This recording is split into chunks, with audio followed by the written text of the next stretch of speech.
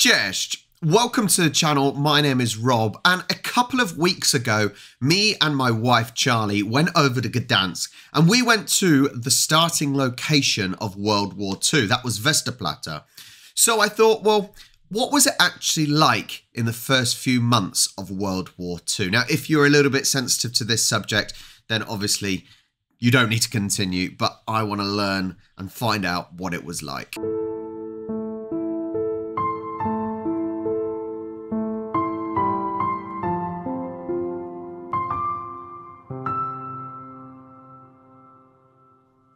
The occupation of Poland brought a dramatic change in the life of Jews and non-Jews in this country.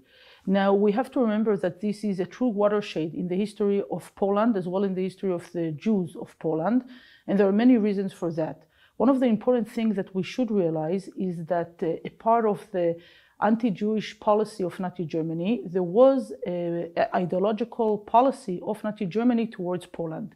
And Nazi Germany didn't think Poland has any right to exist as a political power, and it saw its inhabitants as people who are from a lower race and thus don't deserve all the rights as others. I want to know, actually, now, obviously, that we all know that the Nazi Germans and Nazis in general, because not all Nazis were just from Germany, they were in other countries such as Austria, that's where Hitler's technically from. I want to know how much actually the whole anti-Jewish thing, how much was that really just a cover-up or to really just attack Poland? There's part of me that thinks actually, if you're saying that you're just trying to get rid of the Jews, you may actually get people on your side who are sort of against that religion as well. But actually, is it not just an excuse to attack Poland, a country that clearly the Nazis weren't exactly fond of and wanted to eradicate? I don't know, just a thought. Let me know your opinions in the comments down below. Now, this means that as soon as the country was occupied, all the organizations which existed in the countries were dismantled, and many people found themselves in a truly new reality. Now, in this reality, we're talking of Poles who were taken to forced labor, and the forced labor was not only for Jews, but for Poles as well. Exactly. We have hundreds of thousands of Poles who are sent to Germany for forced labor, even in the first years. And we have, of course, a specific repression of the intelligentsia of Poland and of its political leaders, as well as its religious leaders. So we can see how Nazi Germany tried to destroy the Polish society in general. And in that mean, we have to remember that those things started from the very early days of the occupation and became even intensified since 1943, when the SS had much more power within occupied Poland. Every aspect of the daily lives of Poles changed with the occupation of Poland. Can you just imagine? I think a lot of the time now you have to imagine, because at the end of the day, most people were not around during World War II. So it's great seeing the photos.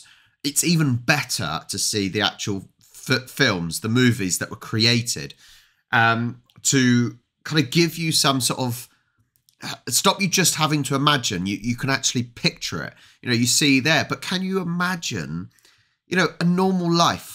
Like me and you are having now, a normal life, and all of a sudden you're at war, your buildings around you are being destroyed, you're forced out of your house to go and, you know, go to a forced labour camp, and even worse things. It's almost, for me, I'm 34, born in 1990, and it's not even incomprehensible, that I just can't imagine it almost. It's so difficult to picture it happening to myself because we're so used to what we're used to. And I know there was tensions. The whole thing of Westerplatte, one of the starting locations of World War II, they sort of were undermanned. There wasn't enough there. But they did have a suspicion that, you know, the Germans were going to start something. So yeah, it's just awful, isn't it? It's awful just trying to picture what your life would have changed into. And we are talking of a very difficult occupation regulation for those Polish citizens.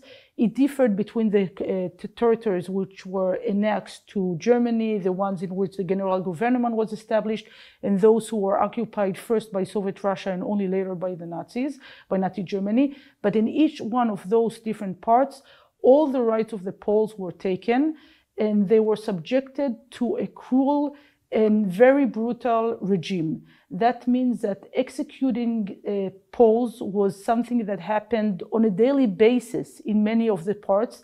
It's true mainly in the large cities in which there were much more Nazi forces, but it happened in rural places as well. And we have to remember that at the same time, the Germans demanded the Polish society not only to work for them, but also to bring them supplies and many other things. And one of the problems is that Poles could not really obey all those orders and still survive and have the meaning of their own livelihood. And this, of course, brought to a situation in which the society as a society started to collapse. And this is true in many different parts, even before specific regulation and operations against Poles, as we could see in Zamość area in late 1942 and other places. Now, we have to remember that unlike other countries in which Nazi Germany gave some rights to the citizens and so on, this is not what happened in Poland. And Poland was under a very harsh occupation from the very beginning and draconic laws. One of the additional problems was not only those laws that took all their property and many other things that we just referred to, but also the fact that any Nazi German soldier could take anything he wanted from the Poles. Now, all of this is very important, but I must say that from the very beginning, we should remember that alongside the harassment of the Poles, and there is, of course, harassment of the Poles during the Nazi occupation, there is an unequal victimhood. This is a term made by Gutmann and Kalkowski years ago, unequal victimhood of the Jews.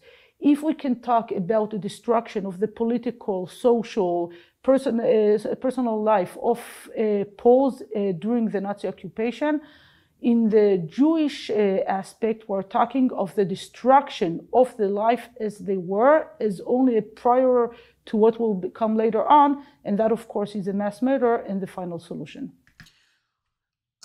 It's awful, isn't it? And I'm just thinking that the Nazi Germans, what they needed, if they were going to have a war with a lot of countries. Now, I don't know if that was at the initial plan to have, take over all these other countries, or was it just to take over Poland? I don't know. Maybe it was a simple case when other countries such as France, UK and things got involved. Well, actually, the Germans had to be like, okay, well, you're in trouble as well now. But it's almost a case where they could get away, not that this is what they may have been thinking, old Adolf may have been thinking, well, we can get away with taking and destroying the Jewish population, because if you've got Catholics, then they may be a little bit more accepting to that, possibly. So you can get away with that. So that's the initial start. But actually, for the Germans to steamroll everything, they still need that workforce that's going to provide the equipment, the materials for the German soldiers to keep pushing on. Well, yeah, it's crazy. It's absolutely crazy, isn't it? That it's just so hard to imagine, isn't it? That's the main point of this. It's so hard to imagine all of a sudden like that. You're having, you're in a house, you've got a job. Everything is a day-to-day, as they would say these days, a 9 to 5, everything is just ticking along. And then all of a sudden, gone. And I can't imagine it. That's the issue.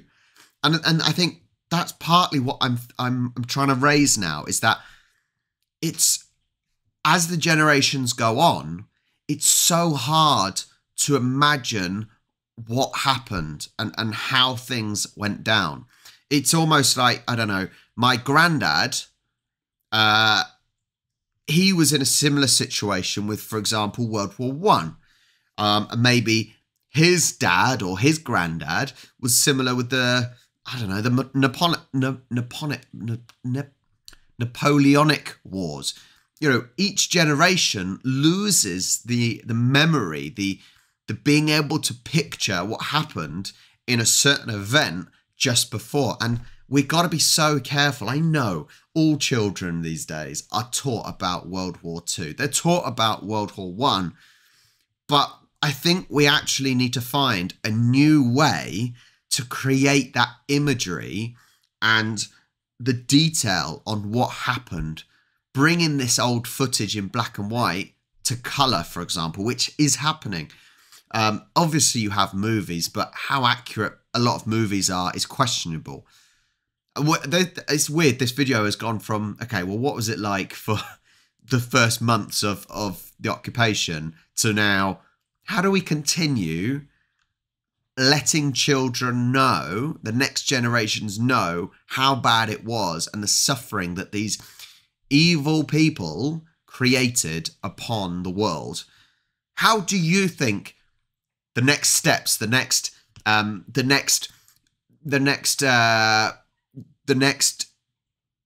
children, the next generation of children should be learning about the World War I, World War II, for example? Let me know in the comments. I think it's a fascinating thing that I've just opened up without realizing I've just opened it up.